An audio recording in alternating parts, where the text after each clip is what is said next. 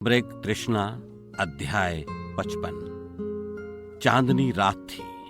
चंद्रमा की शीतल किरणें रात्रि के अंधकार से संघर्षरत थीं और पृथ्वी पर उपस्थित वस्तुओं को आलोकित कर रही थीं। मनोज मिंथ और राजीव रॉय निद्रा मग्न थे।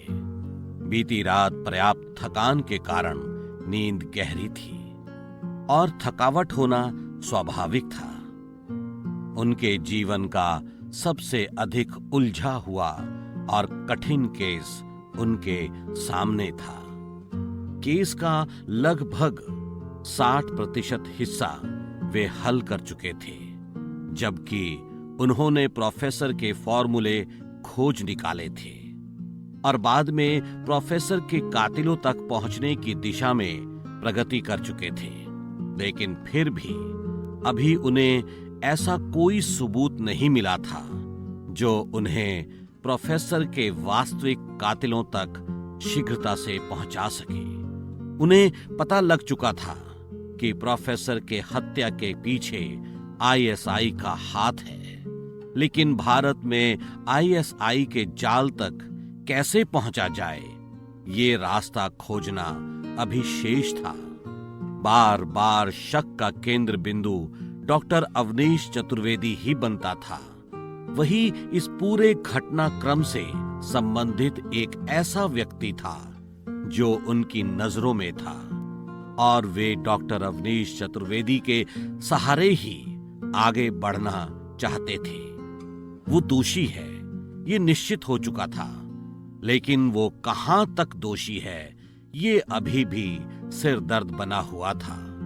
वे दोनों अभी चतुर्वेदी के विरुद्ध कोई सीधी कार्यवाही करना नहीं चाहते थे, क्योंकि अपने अनुमान के अनुसार वे उसके माध्यम से भारत सरकार में फैले आईएसआई के संपूर्ण जाल तक पहुंचना चाहते थे और उसे भारत से पूरी तरह से खदेड़ना चाहते थे।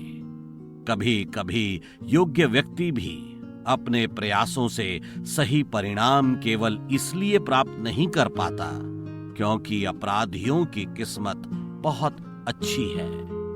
तो अक्सर कुछ नया और सकारात्मक घटित होता है जो घटनाक्रम को नया आयाम देने का प्रयास करता है। जो प्रत्यक्ष रूप से एक अप्रत्याशित घटना नजर आती है, वो अप्रत्यक्ष रूप से उन्हीं के प्रयासों का परिणाम होती है। ठीक उसी प्रकार कि साहसी व्यक्ति की मदद तो स्वयं ईश्वर भी करने को तत्पर रहते हैं और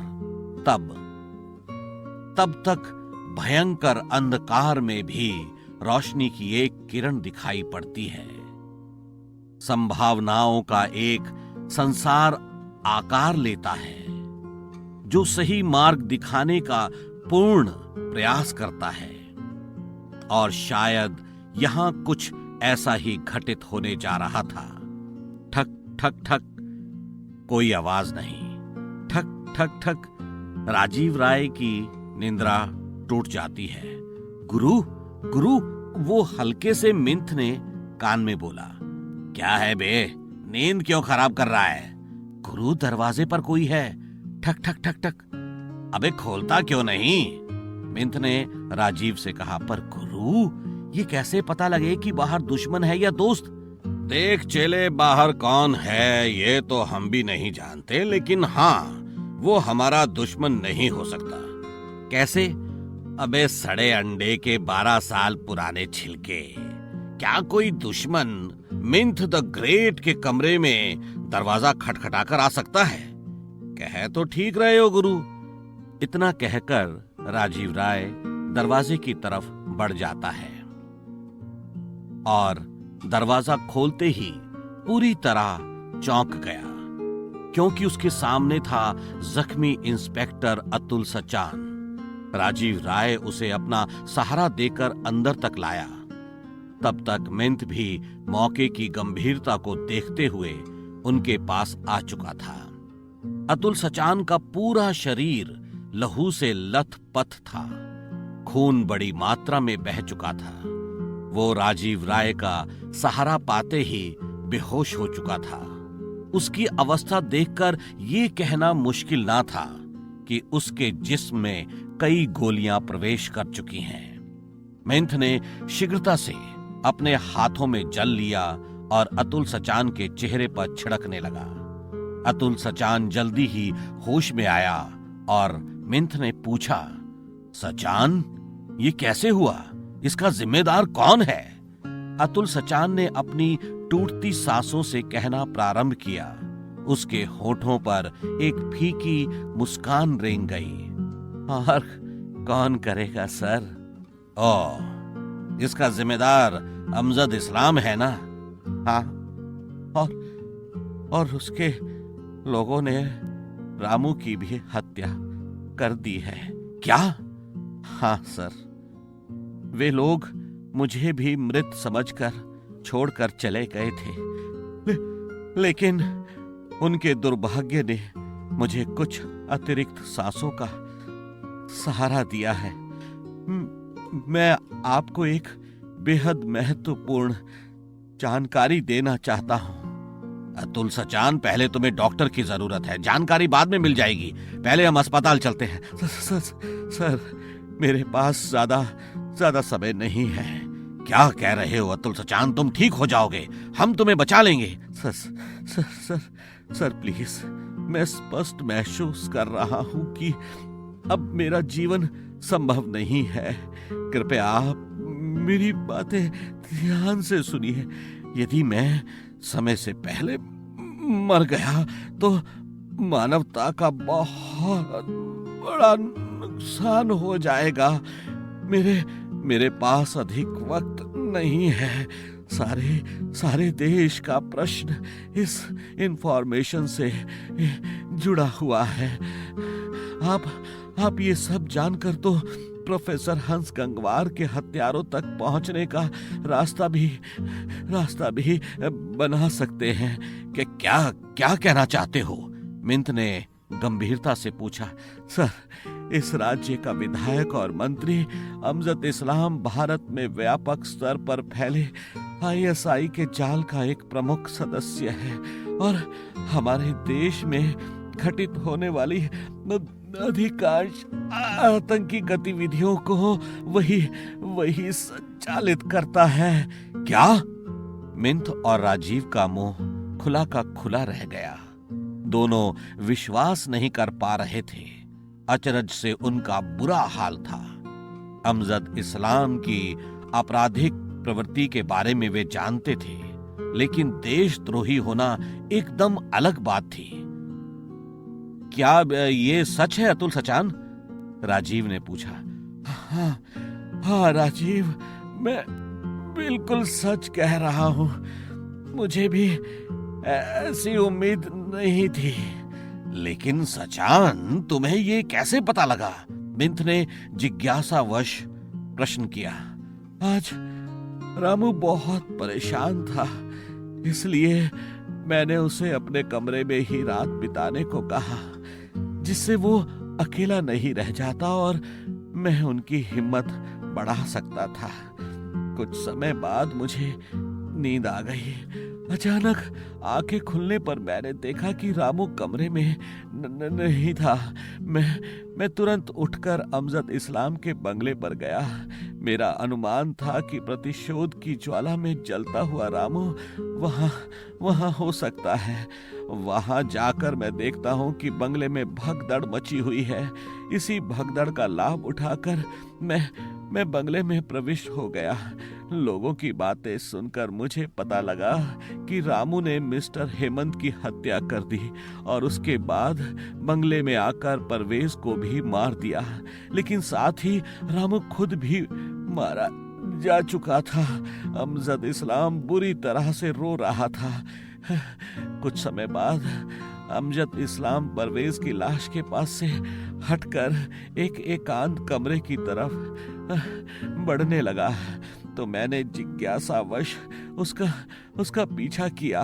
वहां जाकर मैंने अमजद इस्लाम की बातचीत पाकिस्तानी हुक्मरानों से सुनी, जिससे स्पष्ट पता लग रहा था कि अमजद इस्लाम आईएसआई का कोई महत्वपूर्ण एजेंट है। मैं वहां से आने ही वाला था कि मैंने ये भी सुना कि आज रात अमजद इस्लाम ने मेरा भी मर्डर करवाने की योजना बना रखी है, और ये भी कि मुझ पर किसी भी समय हमला हो सकता है।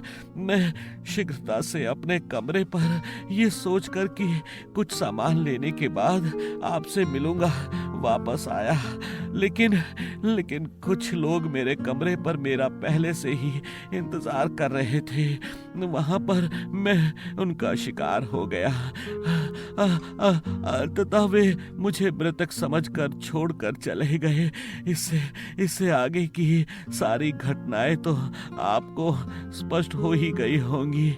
तो इसका अर्थ ये हुआ कि अभी अमजद इस्लाम को ये जानकारी नहीं है कि उसका राज तुम पर और तुम्हारे माध्यम से हम पर खुल चुका है, मेंथ ने कहा।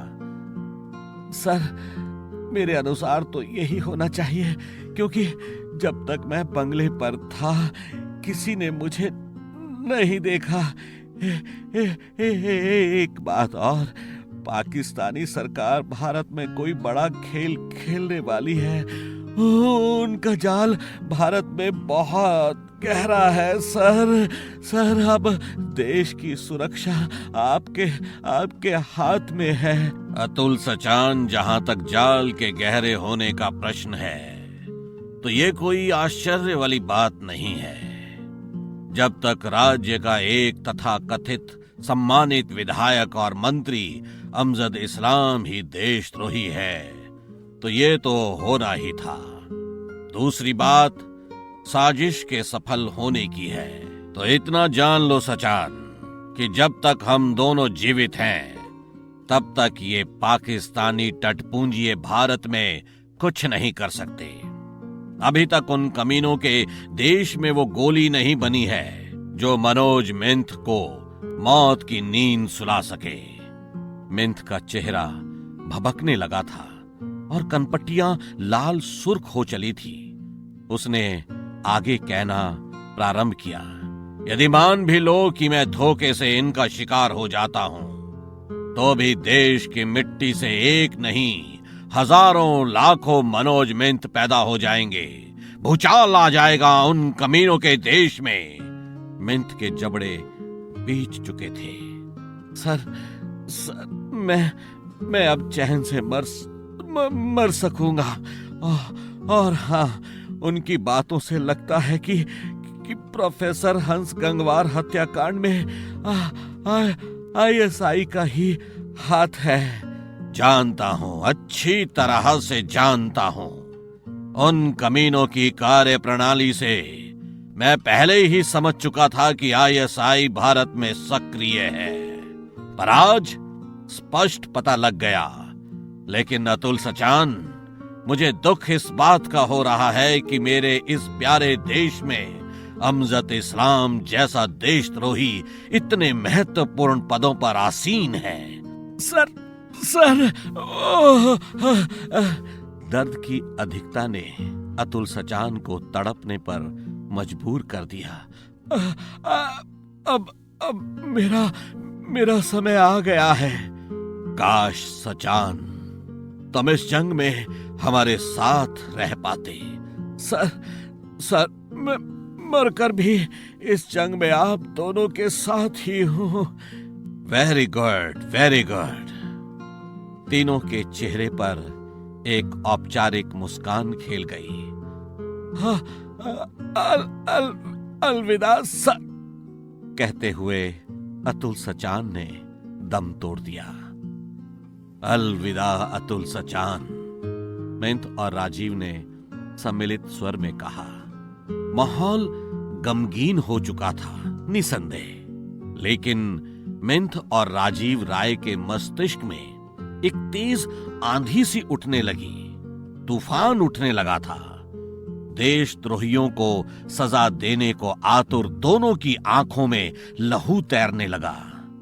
रात्रि में ही मेंथ और राजीव ने अतुल सचान की लाश को उसके कमरे में पहुंचकर उसके अपने पास आने के सारे सबूत मिटा दिए। यद्यपि सुबह को दोनों ने सम्मान पूर्वक उसका अंतिम संस्कार करवाया। अगले दिन सभी समाचार पत्रों की प्रमुख खबर थी, देशद्रोही अतुल सचान और रामू ने परवेज का कत्ल किया और स्वयं भी मौत के मुंह में। सरकार ने अमजद इस्लाम के बेटे परवेज की आत्मा की शांति के लिए प्रार्थना की। अध्याय 55 समाप्त होता है।